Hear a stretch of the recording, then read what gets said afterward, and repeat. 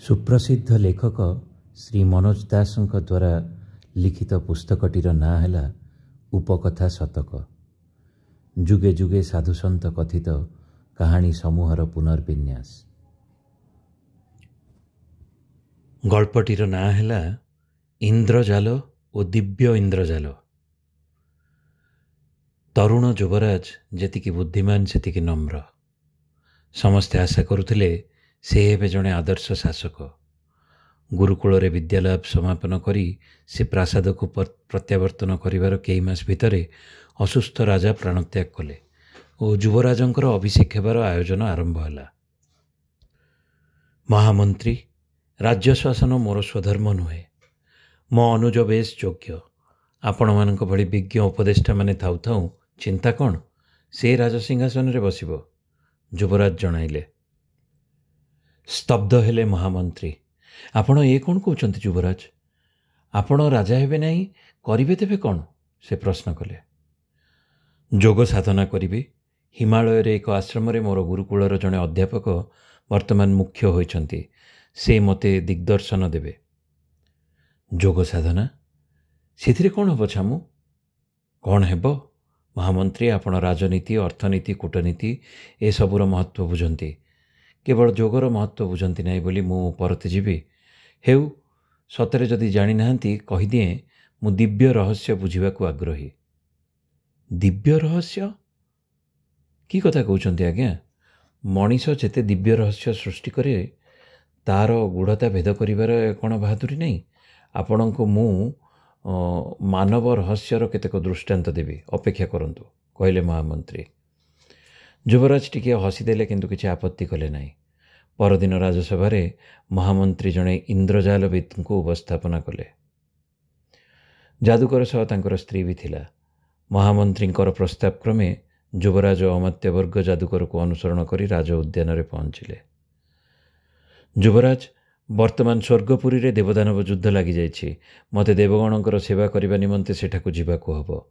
आपण अनुग्रह करी मोर स्त्री को सुरक्षा दे रखिबे। यह कही जादूगर मंत्र पढ़ी खंडिया दौड़ीर गोटे प्रांत शून्य को छाटिदेला। दौड़ीटी गोटे शक्त बाउंश भली सीधा रहिला। परे परे जादूकर से दौड़ी चढ़ी चढ़ी ऊपर को जीवाकू लागिला। से जेते चढ़ुए दौड़ी सेतिकी लंब होई ऊपर को उठिथाए। चाहू चाहू जादूकर अदृश्य हो गला मेघमाला भितरे। समस्ते हतबाक होई रहिले। मुहूर्तक उत्तारु शून्यरु सुबिला नाना प्रकार हुंकार, हट्टगोल एवं आर्तनाद। परे परे तलकू खसी आसिला जादूकर रक्ताक्त शरीर, मृत।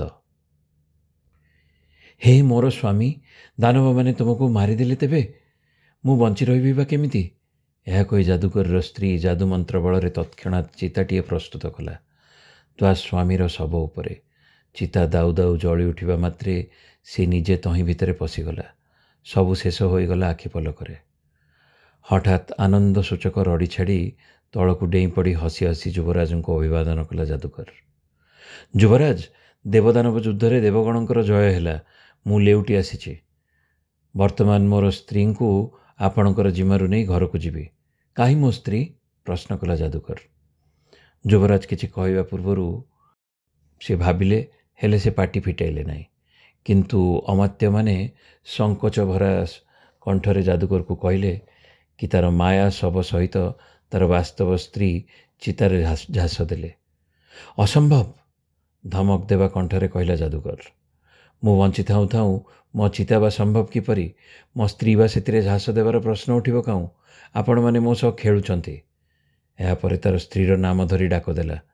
चाहू चाहू बगीचार गछलता उहाड़ू दौड़ी आसिला तार स्त्री। कियत्क्षण स्तंभीभूत रही समस्ते करताली ध्वनि देले और जादूकर जय जयकार कले।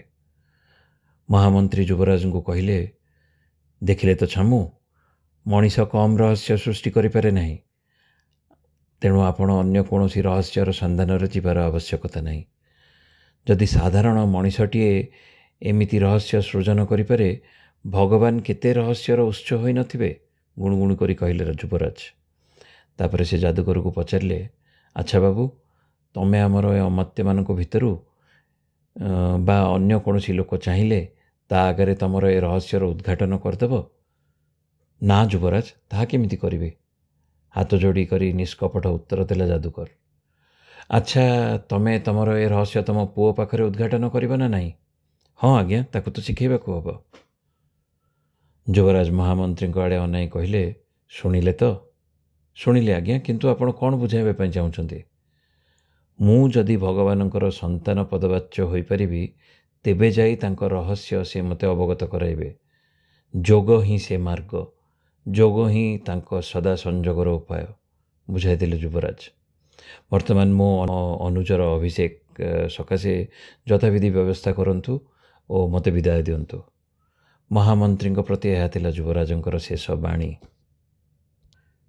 ସାଧାରଣ ଯୁକ୍ତି ଉପରେ ବି ମହତ୍ତର ଯୁକ୍ତି ଅଛି। ଯିଏ ମହତ୍ତର ଜୀବନ ପାଇଁ ପ୍ରସ୍ତୁତ, ତା ପାଇଁ ସେହି ଯୁକ୍ତି ସୁଲଭ। ସମାପ୍ତ।